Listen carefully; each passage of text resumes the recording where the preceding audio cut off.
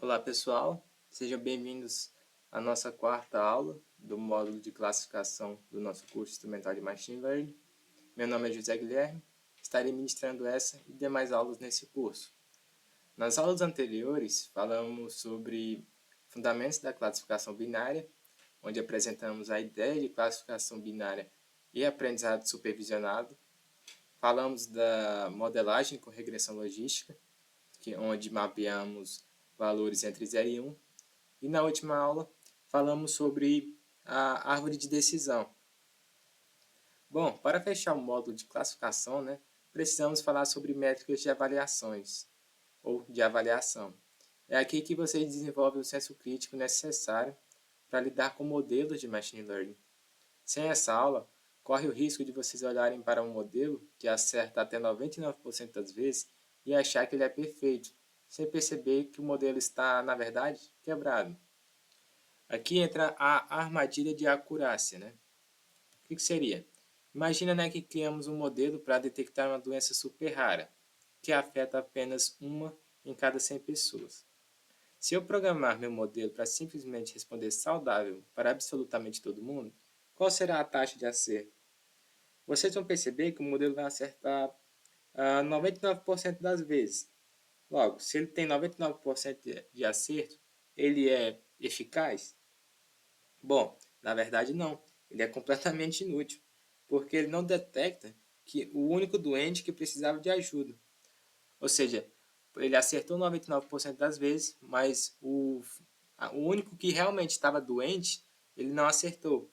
Então é por isso que nós precisamos ir além da acurácia, e além nas métricas de avaliação. Bom, a gente chega na matriz de confusão. O que seria nessa matriz de confusão? Eu vou explicar a matriz de confusão não como uma tabela matemática, mas como um placar de acertos e erros dividido em quatro quadrantes. Também vou usar a analogia de alarme de incêndio, que é bem famosa e utilizada para explicar essa matriz. Bom, nós temos 4 quadrantes, Nós temos o verdadeiro positivo. O que seria o verdadeiro positivo? Se a gente olhar aqui, o verdadeiro positivo seria o alarme tocou, de fato, há incêndio e o alarme disparou. Nesse caso, seria um sucesso, o modelo avaliou corretamente.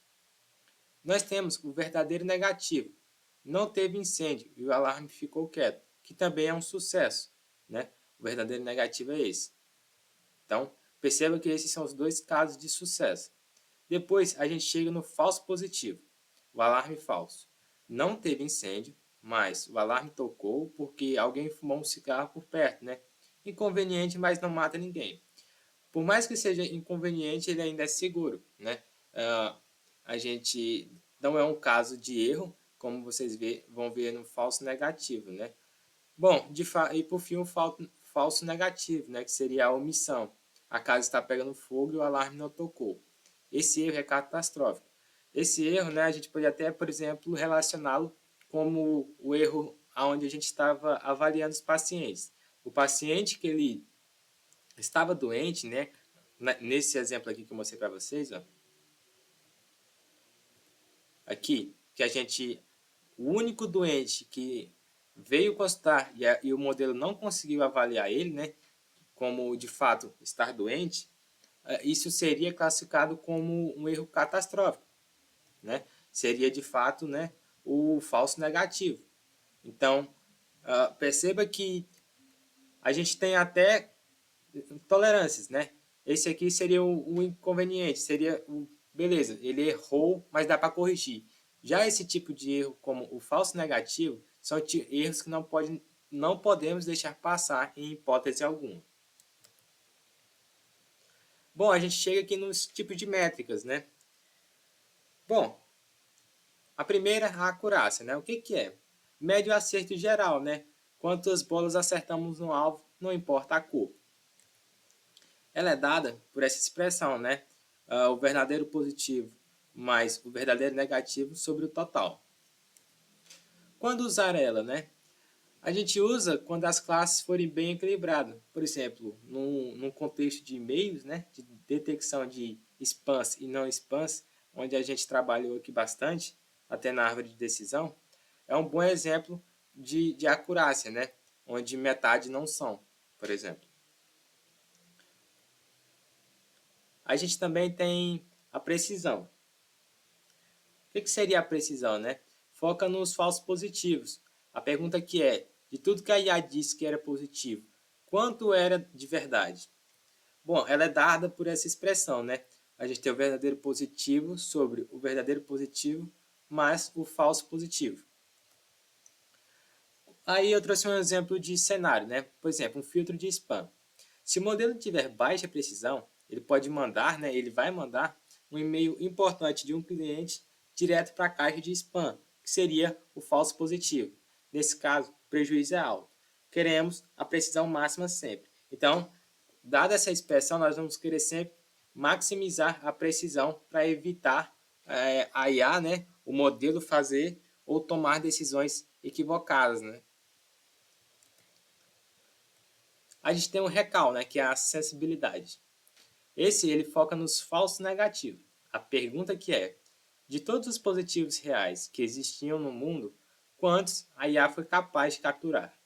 O recal ele é dado por essa expressão, né? A gente tem o verdadeiro positivo sobre o verdadeiro positivo mais o falso negativo. Um cenário de negócio, né? Aqui a gente tem o diagnóstico de câncer ou fraude no banco. Nós não podemos deixar um doente passar batido, que nem eu falei, o falso negativo. É melhor o alarme tocar, falso algumas vezes, né? Que seria o baixo falso positivo, do que deixar um caso grave escapar. Queremos o recal máximo.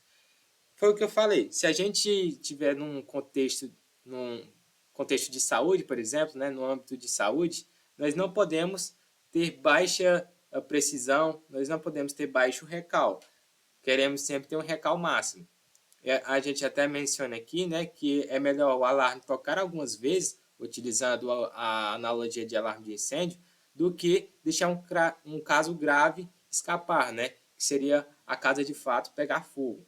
Então a ideia do recal, assim como a precisão, a ideia dessa expressão é sempre maximizar o recal. Bom, aqui a gente tem um exercício rápido antes da gente ir para a parte prática, né? Uma IA foi testada em um hospital com 100 pacientes para descobrir se eles tinham uma infecção grave. O resultado do teste gerou a seguinte matriz, né? Então a gente tem aqui uma matriz, a gente tem a coluna preview saudável e preview doente, e aqui temos alguns valores. Calculando as métricas, né? Bom, a gente tem a acurácia, que é dada por essa... A gente vê a fórmula, vai ficar 9 mais 85 sobre 100, que vai dar 94%. Bom, o modelo parece ótimo, né?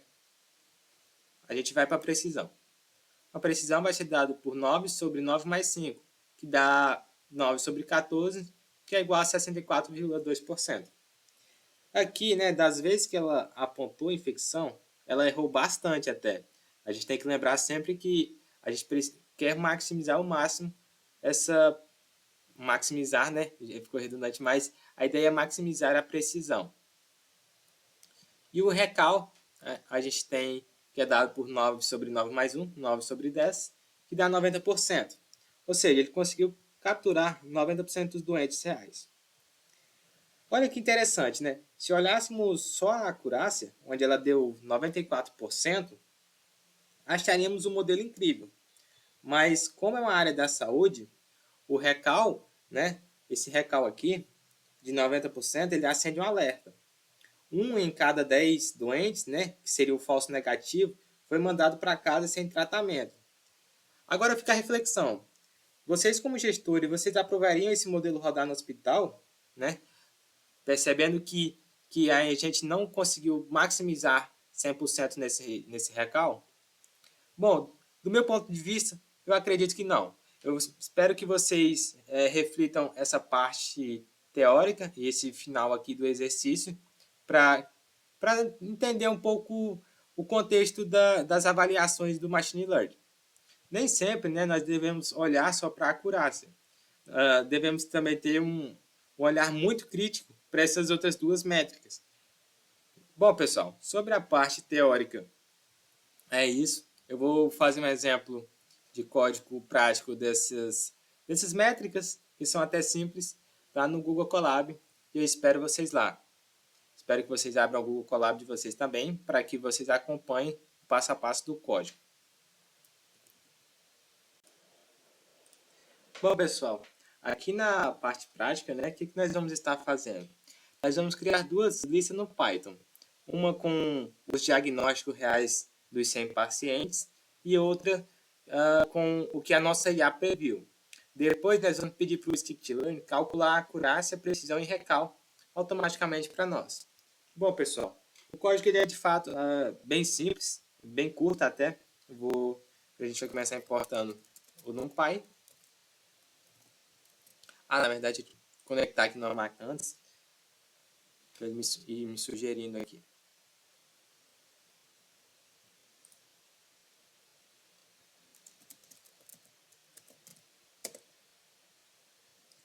Bom, depois tá conectando. Bom, conectado, né? A gente vai importar as métricas do Skitlearn. Para isso, a gente vai dar um from sklearn.metrics. A gente vai importar, né, a precisão, o recal, a matriz de confusão e a acurácia, certo?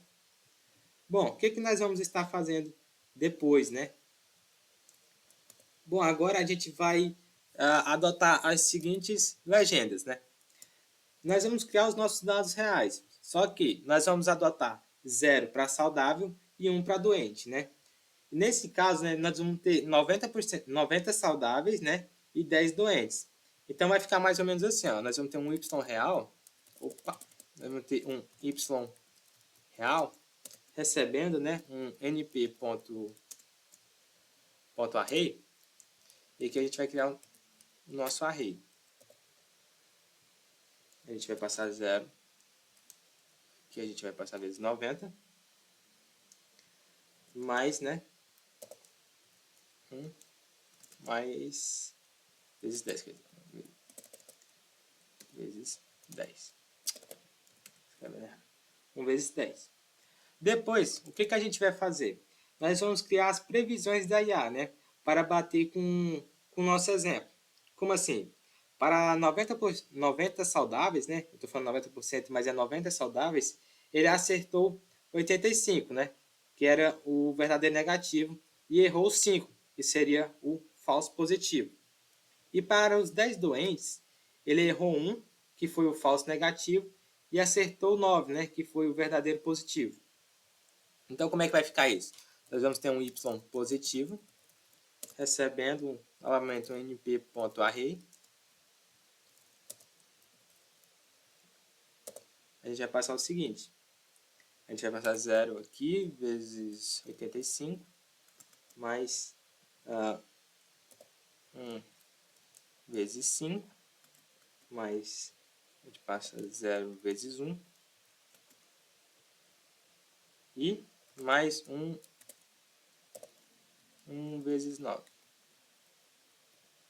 Isso vai ficar assim. Depois, o que a gente tem que fazer?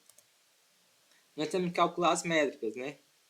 Para isso, a gente vai utilizar o Skitlearn. Ele calcula automaticamente para a gente. Então, a gente pode criar só assim, ó, acurácia, né? Recebe. Aqui a gente dá um accuracy store. E é isso. A gente dá um y real. Y real. E a gente passa o nosso y positivo também. A gente também vai pegar a precisão. Precisão recebe o nosso precision score. Passando novamente nosso y real, nosso y positivo.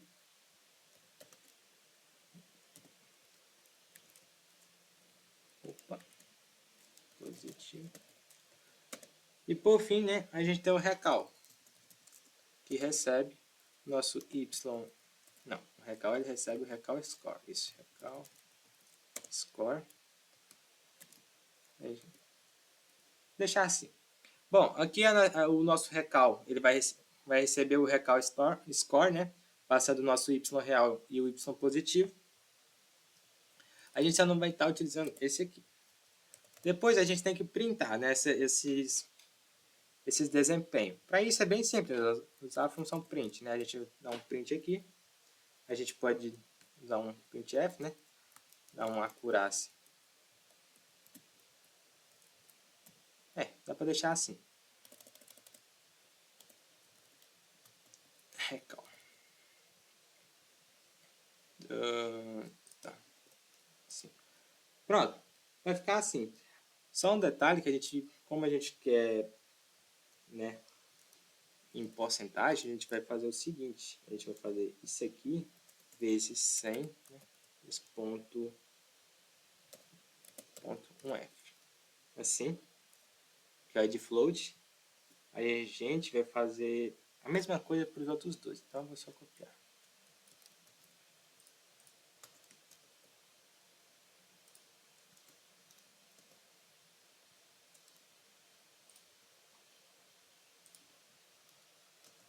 Ctrl V. Pronto, assim. Bom, em teoria, a gente rodando, a gente tem a nossa acurácia, né, de 94, e temos a nossa precisão de 64 e temos o nosso recall de 90, que foi exatamente como bateu, né, como a gente calculou lá no nosso slide, né, na parte teórica da nossa aula. Bom, só que às vezes, né, ficar só olhando esses números não é legal, né? Então, o que a gente vai fazer? Na célula 2 aqui, a gente vai desenhar a matriz de confusão. Por quê? Porque olhar esses números isolados é bom, mas ver o mapa completo do modelo, né, é melhor. Então, para isso, nós vamos plotar um gráfico quadriculado, onde cada canto ele representa um tipo de acerto ou erro. E a gente vai colocar umas coisas ali para mudar de intensidade e ficar melhor de visualizar conforme o volume de pacientes, né? Nós vamos começar importando duas bibliotecas que vão para plotar esse gráfico, né? Que seria o Matplot, o Matplotlib .pyplot, isso. E a gente vai importar também o Seaborn, né? Então a gente dá um import isso, Seaborn, SNS. Bom, agora nós vamos gerar a nossa matriz numérica de confusão, né? Para isso, a gente vai criar uma variável chamada matriz, que vai receber um confusion matriz. E o que a gente vai passar aqui? A gente vai passar o nosso y real, certo? E nós vamos passar o nosso y positivo, né? Essas duas variáveis. E o que a gente vai fazer agora? Nós vamos criar um pequeno texto, né? Um textozinho personalizado, só para a gente colocar em cada quadrante e ficar melhor a visualização. Então a gente vai colocar assim, textos, underline, quadrantes, recebe. A gente vai criar um f-string aqui. Na verdade, criamos um f-string. E aí a gente vai colocar o verde negativo. Então a gente vai fazer assim, verde negativo. Dar um contrabarra aqui também. Contrabarra. Aqui dentro a gente vai colocar uma matriz. A nossa matriz variável, e a gente vai passar 0 e 0, assim. Aqui a gente vai dar um contrabarra N para deixar mais bonitinho. Agora a gente vai colocar a mensagem que é preview saudável e era. Essa é a nossa primeira string, né? Depois a gente vai criar uma outra string. Essa vai ser, né? Esse verde, na verdade, não é de verde, né? É de verdadeiro. Então a gente tem o verdadeiro negativo e agora a gente vai ter o falso positivo, que é também FP, que é o falso positivo. O falso positivo, né, vai ser a mesma coisa. A gente vai ter a nossa matriz de confusão e a gente vai passar assim. 0, 0 e 1. Depois a gente dá um contra barra N novamente. E aqui seria, a gente vai colocar a mensagem de alarme falso. Desse jeito. Agora, a gente vai criar nossa terceira mensagem, que é o terceiro quadrante. Aí a gente tem o falso negativo.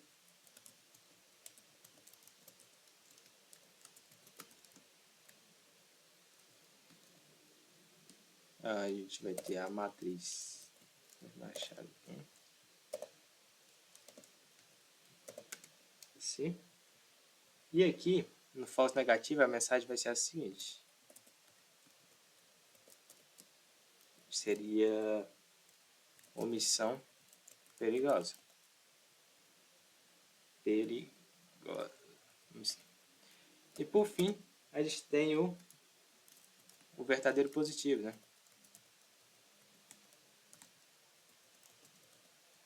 Que seria VP barra I, nossa matriz 1, 1 e 1. E a mensagem vai ser preview com sucesso. Pode ser. Na verdade, vou dar preview doente, que nem a de cima ali. E era. Bom, essas vai ser as nossas 4 mensagens que vamos estar utilizando aqui no nosso quadrante, né? Depois, o que a gente vai fazer? A gente vai, é apenas questão técnica, né? Para ficar legal a visualização. Então, a gente vai formatar o texto para eles encaixar na matriz 2x2. Então, a gente vai ter uma variável chamada texto quadrantes, que vai receber o seguinte. np, variável np.array. E aqui, a gente vai dar um nosso isso. Ele sugeriu aqui pra gente. Só essas duas aqui. Mas a gente vai fazer isso aqui. Dar um reshape e passar 2 e 2 pro reshape. Depois é a parte de plotação de gráfico, né? Então, é bem simples. A gente dá um pilot figure. Recebe... Na verdade, a gente vai configurar, né? Pilot. Aqui a gente passa um fix size. Né? Size. Recebe. 0, né? Não, 0 não. 8 e 6. 8 e 6. Então, fica assim. Depois, o que a gente vai estar fazendo, né? A gente vai estar utilizando o Seaborn, né? A gente dá um hatch map. Aí a gente passa a nossa matriz. Deixa eu só ajeitar aqui para ficar melhor para vocês, né? A gente vai passar a nossa matriz. Vai passar também o anodes, que recebe, né, os textos dos quadrantes. Espera aí.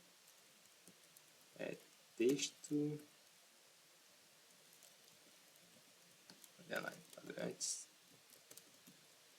Depois a gente tem que passar o FMT também, entre aspas duplas.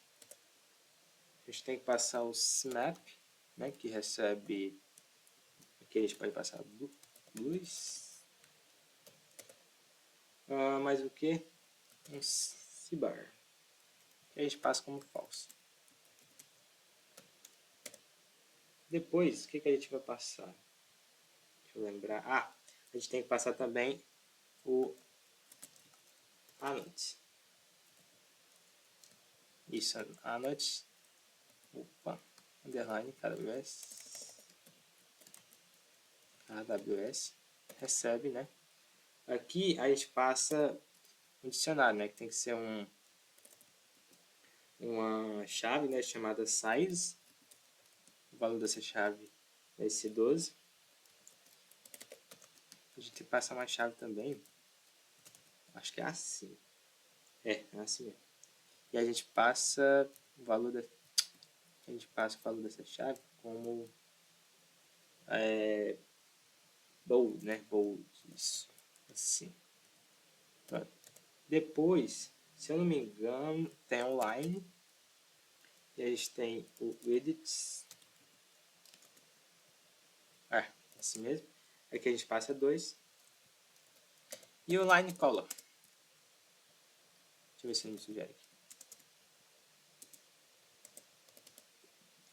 Color, a gente pode passar um black.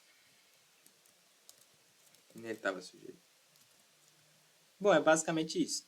A nossa configuração, né? Agora é só ajustar algumas coisas, como o título, né? A gente dá colocar um título legal aqui. Recebe... Na verdade, não, é assim. A gente dá matriz de confusão.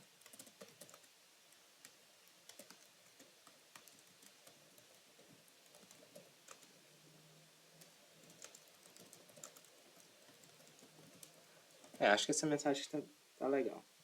A gente tem que passar um font size, né?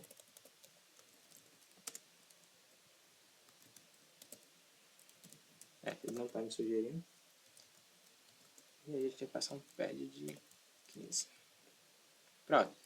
Depois, o que a gente tem que passar, né? A gente tem que passar o nosso xlabel e o nosso ylabel. Então, a gente pt.xlabel. Aqui a gente vai colocar a mensagem aí, previsão do modelo, né? Isso que seria o que a IA ela disse, né? Então a gente normalmente passa um font size de 12, label. Label não, é label pad. Label pad. E um label pad de 10. Por fim, nós vamos passar o nosso label Y. Assim, né? Só vou trocar o que é para o que o paciente tinha. Vou colocar assim. Font size 2, label pad 10, tá? Acho que é isso. Falta nomear as colunas, que eu tinha esquecido, que seria plt.xtix.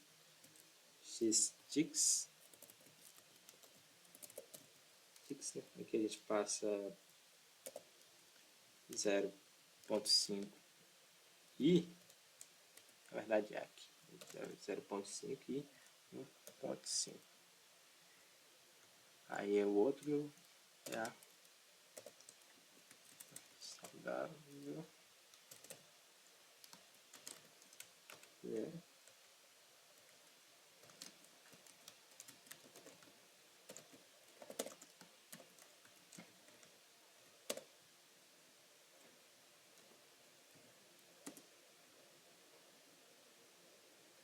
Assim.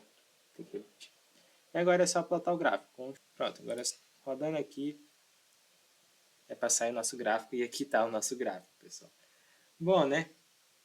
O que a gente vai poder analisar aqui nesse gráfico, né? Vocês percebem que esse quadrante aqui, né, o mais escuro, à esquerda, ele está aqui porque a grande maioria dos pacientes, né, ou seja, 85% dos nossos pacientes, eles caiu nesse verdadeiro negativo. E é onde o modelo mais trabalhou. Então, por isso que eu falei que a gente ia ter que plotar umas cores. O quadrante do perigo, né? Esse aqui, ó, o falso negativo. Qual é o problema disso, né? É aqui que mora o perigo na área da saúde, pessoal. A IA disse que o paciente ele estava saudável, né? Mas ele estava doente. Esse único caso, né, que destrói a nossa paz, apesar da acurácia de 94%. Porque se a nossa IA ela alega que o paciente ele estava saudável e o paciente não está saudável, então isso já é um problema de previsão do nosso modelo, né? A gente tem o alarme falso, esse superior aqui, né? Aqui o modelo errou por excesso de zelo, né? Ele disse que 5 pessoas saudáveis estavam doentes. Então você percebe que ele erra tanto avaliando pessoas que estavam doentes, né? E não estavam, mas ele também erra avaliando pessoas que estavam doentes como não estavam, né? Ou seja, elas vão refazer o exame e descobrir que estão bem, e é um erro chato, né? Mas esse aqui é o que a gente falou, é um erro que é aceitável, ele é controlado, diferente desse erro de omissão. E aqui a gente tem o verdadeiro positivo, né? Que de fato é a assertividade do nosso modelo, né? Ele previu que 9 pessoas estavam doentes e de fato esses 9 eles estavam. Então, esse aqui é o ponto positivo do nosso modelo também. Então, assim, o modelo ele tende a acertar e tende a errar. Então, as métricas de avaliação ela vem exatamente para corrigir essa, como é que a gente pode dizer, essa inconsistência, de modo que a gente deixe o modelo num, numa... Então, essas métricas de avaliação, né, ela vem exatamente para deixar o modelo de forma consistente, né, e evitar que ele fique oscilando. Uma hora ela acerta e a outra hora ela erra. Não, a gente tem que ter, principalmente na área da saúde, um modelo consistente, que ele vai estar sempre acertando. E caso ele erre, que seja, né, em um erro aceitável, que seria esse alarme falso. Ele peca por excesso de cuidado, né? Bom, sobre essa parte de métricas de avaliações era isso, né? A gente percebeu que não basta olhar só para a acurácia, por mais que o modelo acerte, tem que ver o que ele está acertando. Nem sempre só acertar uma previsão é o suficiente, né? Às vezes é necessário acertar a previsão, né? E entender o porquê da previsão, ou se ela errar a previsão, que seja um erro tolerável, para que não venham causar prejuízo, né? Dependendo da área do modelo, da área de atuação do modelo. Bom, pessoal, sobre métricas de avaliação é isso. Eu espero que vocês tenham gostado. Se ficou alguma dúvida, vocês podem deixar nos comentários. Se vocês querem ter acesso a esse código, basta entrar em contato, que a gente vai estar disponibilizando. E é isso. Com essa aula a gente fecha o módulo de classificação. Eu espero muito que vocês tenham gostado e tenham aprendido alguma coisa durante essas 4 aulas. A gente ainda tem um módulo de clustering. E é isso, pessoal.